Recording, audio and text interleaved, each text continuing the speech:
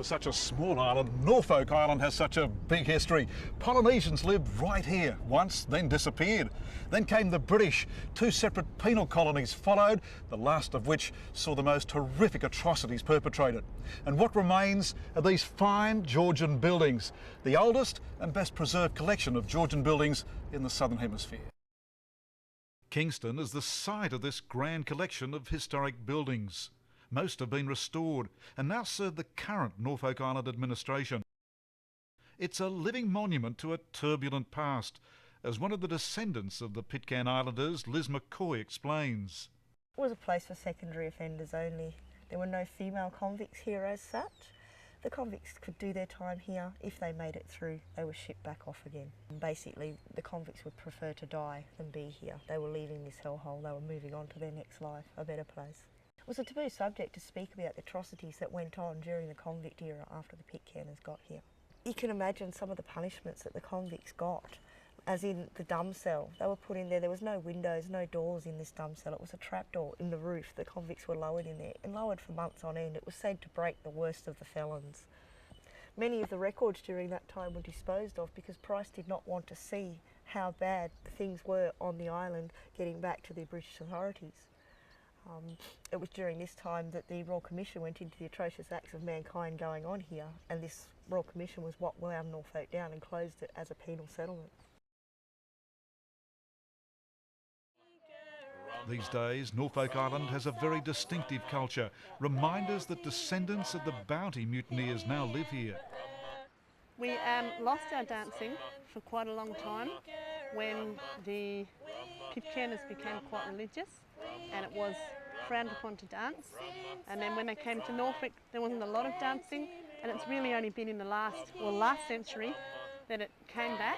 The dances that we do on Norfolk originate from the Tahitian dancing, and then from that we also add our own stories and maybe our own movements in, because we have different animals and plants and things here.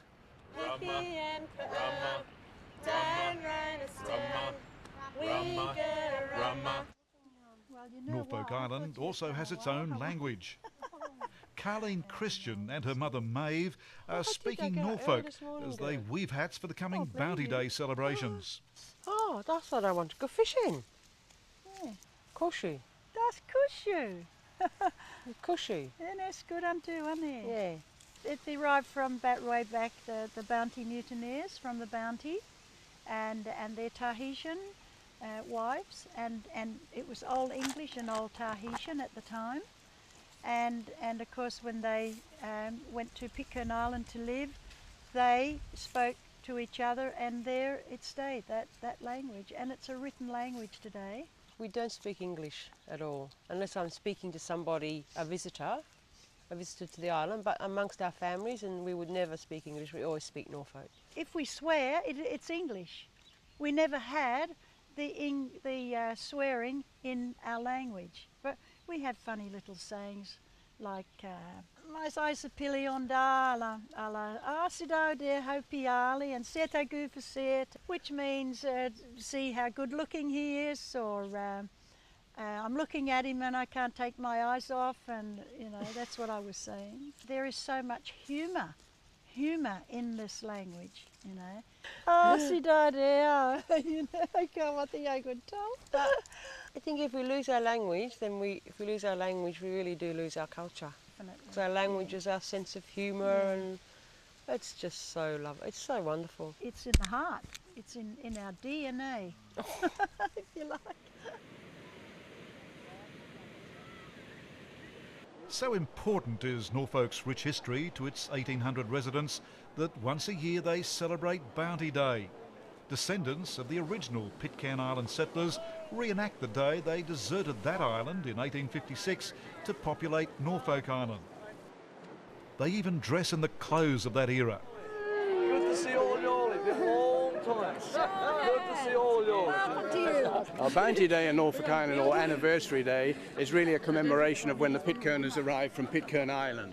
And obviously that's some significant cultural arrangement for this place. And you can see the people who turn out today, costumed and the like, and that's an indicator of the recognition and the perpetuation of the culture here.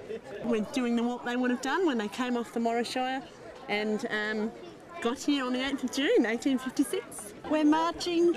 We march from where they arrived down at the pier, and we put wreaths on the cenotaph on the way.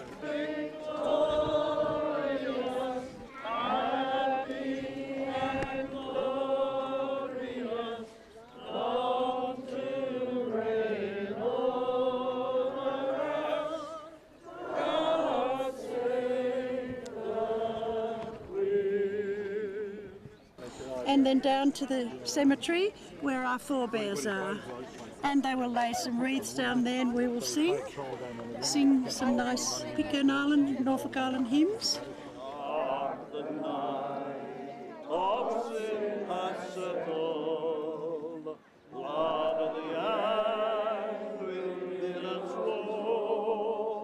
Oh, it's really important for everyone to keep it going, and it's just something they've done every year ever since then. 151 years this year.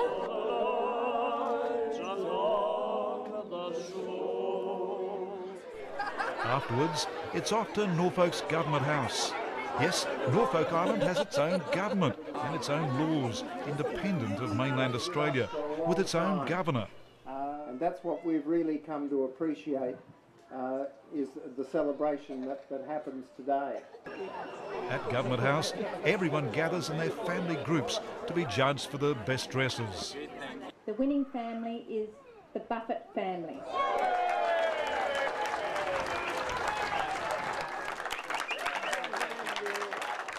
Today's celebrations conclude with a tradition reserved for the kids, rolling down the grassy hill surrounding Government House.